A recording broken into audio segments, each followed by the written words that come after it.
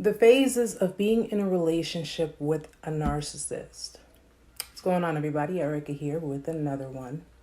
In this video, I wanted to go over the different phases that one would go through in being in a relationship with a narcissist. Now, let's be clear on something. Depending on the type of narcissist that you are dealing with, because there are several, they may not all be the same, but if any of these phases look familiar to you, if you're not sure if you're dealing with a narcissist, then I advise you watch the video, because at least you get to see some of the phases. And if you are somewhat becoming familiar with them, you may be able to actually stop yourself before you go even further. If you have already dealt with a narcissist and you weren't too sure, well, these phases that you learn will basically everything you didn't understand before, you'll understand now. Now, we know that in relationships, when it comes to a narcissist, a romantic relationship or even familial relationship with a narcissist is usually between a narcissist and a codependent. Okay, that's why those relationships last so long, even though they're highly toxic. Reason being is because we learned about codependence, we learned about narcissists, and we learned about the toxic dance between the two of them. The codependent is just as lost. But the type of validation that they look for is not the same type of validation that the narcissist looks for. They both lack identity. They both lack a sense of self-love and confidence. But the codependent is willing to be the people pleaser and willing to be the enabler just so the attention and affection and supposed love that they're getting from the narcissist continues. The codependent thinks that that's the type of love they should be getting, when in reality, it's just highly toxic. And of course, as we all learn, the validation, the attention and affection that a narcissist seeks is for their own supply. It's for their own selfish reasons to fulfill their own selfish needs, okay? It has nothing to do with actual love and having empathy, because most narcissistic people lack empathy. They're incapable of really having that kind of bond with another individual. All right. So let's just keep that in mind. A codependent and a narcissist, very similar in their trauma. All right. Very similar in their trauma, but the intentions are completely separate.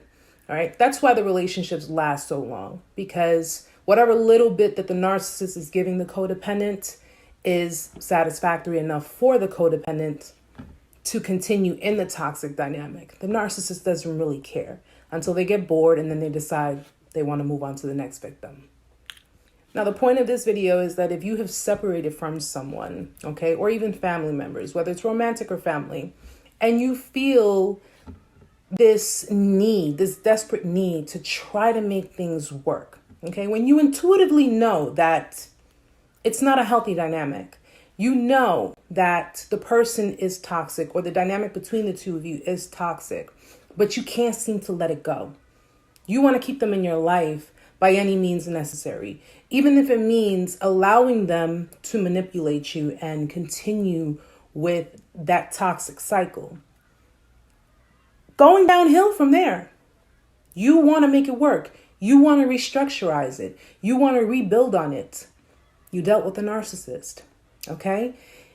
If in the relationship, the dynamic was one-sided, if in the relationship, it was completely flipped over on you, where you were made to appear to be the one who caused all the havoc and the issues, you were made to appear to be the villain while the other person was completely innocent and was the victim, that is the toxic dynamic between a codependent and a narcissist. This is the end result of it. This is when everything's said and done, everything is over. You are the one who's put in the position to be the one who is too clingy, too desperate. Everything had to go your way. Everything had to be the way you wanted it. Because why? The narcissist felt that they could not fulfill that end of the bargain. They don't carry empathy. They don't hold emotional bonds with people. So they will do any and everything possible to break free from it, especially if they found new supply. And they don't mind throwing your name in the dirt just to do that, making themselves look like a hero. Bottom line being, narcissists don't resonate with emotions. They don't resonate with empathy. Okay. And if they feel they're losing control of a situation, a relationship, or a dynamic, they're going to manipulate the situation and flip it on the actual victim. They're going to make it seem like the victim was the one who was trying to be controlling, when in reality, it's because they weren't in control themselves. They're going to flip it and say that the victim was being too clingy or too one-sided, when reality is they were the ones being one-sided and they weren't willing to give. They were only willing to take. And because you decided, I'm going to not give until I know what the heck is going on, because that's when you start seeing through the bullshit. That's when something triggers in their head and they start to flip everything on to the other person. It's a very one-sided relationship. But in the meantime, let's get into the phases. Now, no matter how smart or confident one may be or one may think they are, anybody is capable of falling for a narcissist. Okay? Narcissists are known to be very cunning people. They're known to be charmers. They're extreme charmers. Now, in the beginning stage, they can be very attentive. They can be very all about you. This is their way of grooming you. They can basically give you compliments. They can do so many different things to win you over, to gain your trust. But understand something. This is not all this is typical narcissists, but it's not all narcissists. You have narcissistic sociopaths who don't display this type of behavior. Now, they may show interest in you. They may seem like a normal person to you, but understand, when you're dealing with someone who has a personality disorder or any type of mental illness, they're not going to show you red flags right off the bat.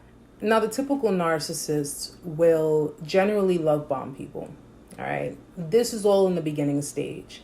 They will feel like it's love at first sight. They'll feel like it's too good to be true. They'll charm you. All right. They're the charmers. They will make you feel great about yourself. They'll be attentive.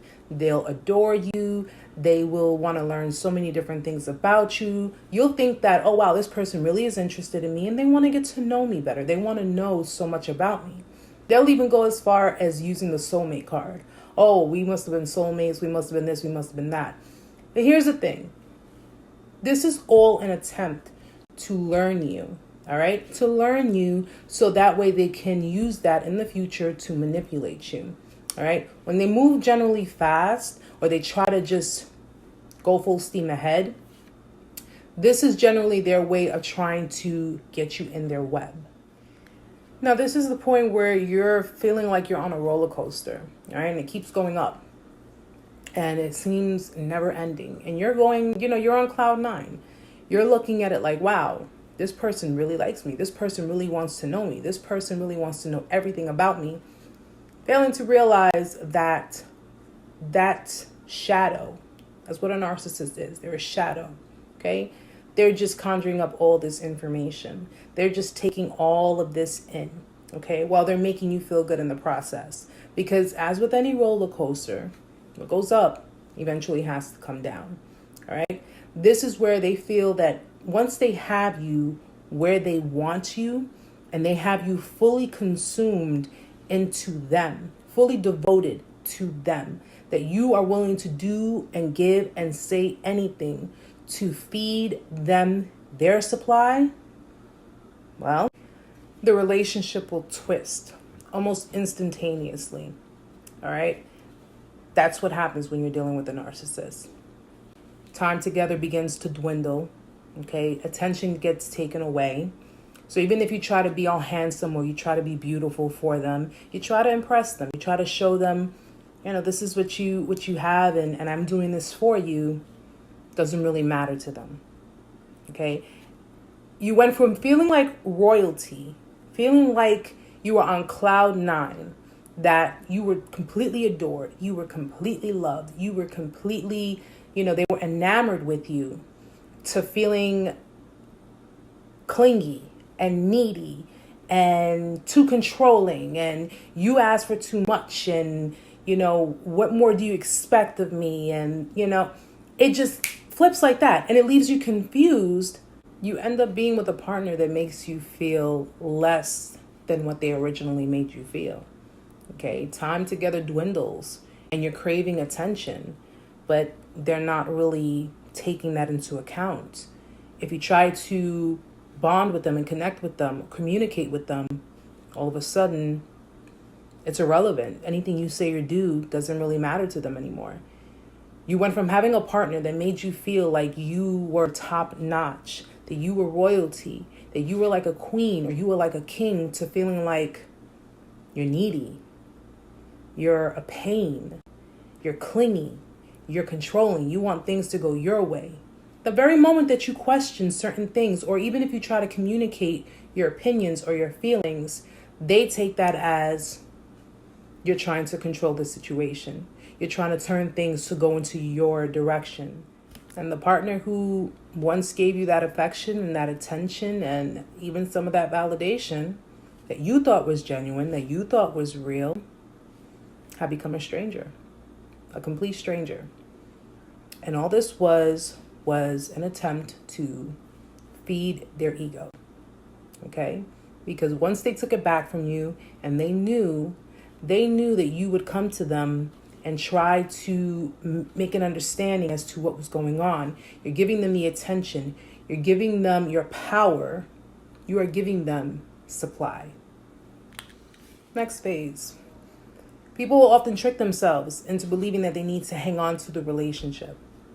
Now, after everything is said and done, you feel completely blindsided because you had no idea that this person would have been capable of doing these things. Okay? I mean, after all, you instilled trust in them. You given them a lot, your time, your energy, your devotion, and all of this was just a game for them. It was just something for them to feed off of, like a vampire. You feel betrayed. You feel hurt. You feel like you even have a big dosage of anger within you because you thought, logically, you were smarter than that.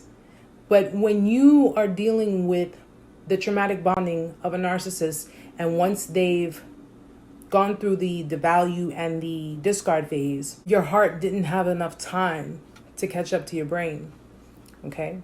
Because you hear the saying, it's okay to use your heart, but take your brain with you, okay? Because your heart is going to, it's embodied with emotions, feeling. Your brain is intellectual, logical, right from wrong. The heart can be treacherous, so you have to be careful with that, okay? You went through an extensive amount of manipulation. You believed so much. You sat there and said to yourself, no, this can't be right. This person told me they loved me. This person told me they cared about me. This person told me that, I'm everything to them. It wasn't real. And as hard as it is to admit that to yourself, it wasn't real, okay? What the narcissist did was the narcissist took a part of your soul and you're craving to get that back. And while you're sitting there craving to try to get that back, you're sitting there confused and dazed, wondering, what the hell just happened? Well, what went wrong? But what did I do? I could have done something better. I could have done this. No, there's nothing you could have done. There's nothing. Because it was not with you. You understand? The narcissist projects onto the person or the persons the feelings they have deep within themselves. So everything that was done to you was a form of projection of what was not only done to them, okay, but what they lived with and believing is right. It's conceivable. It's okay. You as a normal, logical person, a feeling person, understands that it's wrong. They don't. You're assertive in attempting to try to resolve the relationship issues and trying to fix things. The narcissist already projected onto you that everything was your fault, okay? That's the whole manipulative tactic. They basically blamed you for everything that went wrong, and you believed that. So now you're sitting there in your mind trying to figure out, what can I do to fix it? Okay? When you try to go and try and fix it with the narcissist, you try to attempt to communicate with the narcissist, what will they do? Well, though they crave the attention and they live and feed off of that, they're going to push you away. They're going to give you the silent treatment. They're going to ignore you. Okay? They're going to do other things plainly in your face. They're going to do other things to make you feel like their behavior is warranted, all while ignoring you. Okay? They will do things to get a reaction out of you. And then when they get the reaction out of you and you say something to them, they're going to flip it on you and say, this is why it didn't work. This is why, because you're too damn clingy. You're too this, you're too that. They'll shift the blame on you. They will blame the victim for doing the things that they do. You understand? Well, I saw you do this. I'm over here trying to figure this out, but I saw you do that. How could you do that? Oh, you're crazy. You don't know what you're talking about. Oh, you see, this is why. This is why this isn't going to work. Da, da, da, da, this and this and that or whatever. But all in the interim of feeding off of the attention that you're giving them, because they know you're in pain. They know you're hurting, and you are resilient. And being ignored, nobody likes that. Obviously, it's hurtful. It's, it's wrong. It's demeaning. It's demoralizing, especially when you've had a foundation with someone and they treated you like that, and they try to make you look like you're the one who's going crazy. You know what you saw. You know what was going on. And you're sitting there telling them, dude, like, you seriously gonna ignore me, or a girl, or whoever it is you're dealing with that may be a narcissist, but you are gonna sit here and tell me I'm going crazy? Yeah, you're going crazy. You don't know what you're talking about. You don't know that. You don't know anything. You don't know anything, okay? I don't know what you're talking about. Stop putting things in your head. Stop doing this, stop doing that. No, you're not crazy, because everything you see is real, and everything you felt was real, and every emotion and every tear that you have cried, everything you felt was real. And this is why I am so adamant on people taking back their power. Next phase. Sorry, I had to calm myself down because I was getting a little upset. The narcissist will not show any awareness or remorse for the hurt that they've caused. Okay? Now, you've already been led to believe that everything was your fault. You were the one who is the prime reason why the foundation crumbled down. All right? You were manipulated to believe that. Okay? Keep that in mind. It was not your fault. You were manipulated to believe that. All right. You spend so much time trying to please them, trying to care for them, trying to do every and anything possible to make them happy. And all they did was really take from you. Okay. And if they did put anything in, it was very minimal effort. It was not anything nearly close to what you were putting into the dynamic. Okay. But when the hurt has been inflicted, they have no awareness of it at all. They will not show remorse. They will not apologize. All right. If you're expecting an apology from the narcissist, you have a better chance of hell freezing over. Okay. They won't apologize to you. If they do apologize to you, chances are it's because they want something in return for it. If they come in there and say, well, I'm sorry for how I acted and the way I was, becoming aware of what it is they did wrong was because their supply, they don't really have much of it, or you've actually come into your own power and now they want to become a part of that yet again. Okay? Don't fall for that. Don't fall for it. All right? You spend so much time being intertwined with a relationship and making someone else happy and giving them everything that you thought they were going to eventually give to you, all to be shut down and devalued and discarded, ignored, stonewalled, gaslit. Now, if you're still stuck in a stage where you're obsessed in trying to fix things, okay, the more they ignore you, the more persistent you become. Okay, and the more persistent you become, the more they push and ignore you. And the more they push and do things. You understand? It's a repetitive cycle. Don't do it. Just don't do it. But some people who are still stuck in this phase will basically drive themselves crazy. Because after a while, they'll begin to wonder, Am I crazy for chasing this person? I mean, was this person even real? They begin to question themselves. Did the person I fell in love with even exist? Like, what am I doing here? The fact of the matter is that the narcissist got what they wanted from you.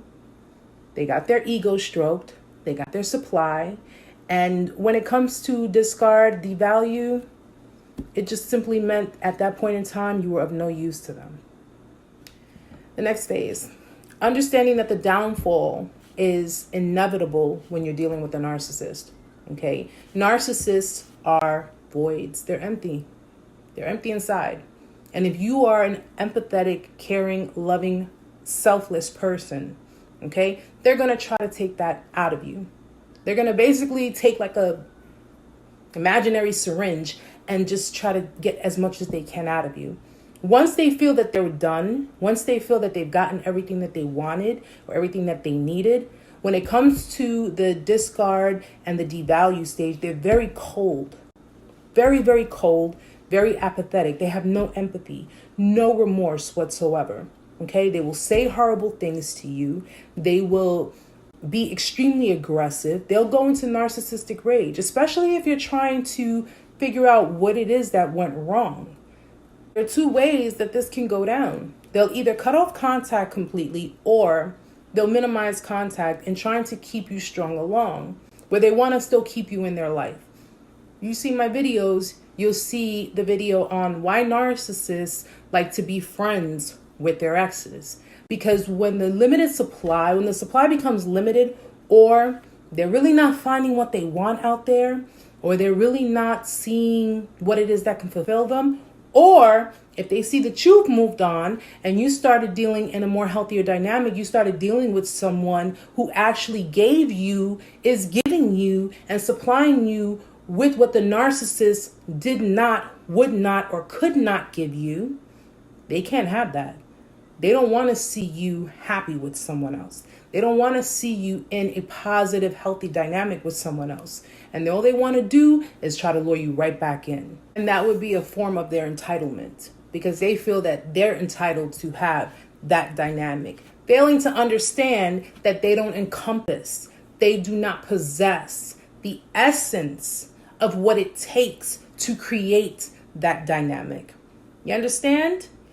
You can't bake a cake if you don't put all the ingredients in it, okay? If you miss one or two ingredients, it's never gonna work. So unless they learn to work on themselves, and unless they learn to acknowledge what their issues are and actually work through them, they're gonna continuously live their lives as voids. And they're gonna continuously use people and manipulate people and hurt people because they're empty. No matter how many people they go through, no matter how many relationships they go through, they're going to continue doing it until they come to terms that they have a problem. They need to get help for it in order to be able to change, or at least start somewhere because they want to change. And lastly, you can accept reality and move on. Now, most people can't accept letting go of a narcissist because technically they're under the narcissist spell, okay? It's not your fault. It's not the victim's fault, okay? Because anyone is capable of falling for a narcissist, okay? They give you that persona. They give you that impression that they are something that they're not, okay? And unless God decides to put signs above our heads to let us know what this person is about. This person's a codependent. This person's bipolar. This person is a sociopath. This person is a psychopath. This person is a narcissist. You have to use discernment, okay? And you have to always keep yourself guarded. You got to keep yourself protected at all times because you just don't know. Out of the million videos that people are putting out there, from narcissism to sociopaths to any type of personality disorder, any type of mental illness, okay? The signs to look for, the different characteristics. You can use these types of content, this information, okay, to help you better understand it. Most people find it hard to break free from someone who is a narcissist because they don't understand that that person is a narcissist. But once they come to terms in learning that this person is a narcissist, this person is not going to change. This is how they are. This is who they are. This is how they've always been.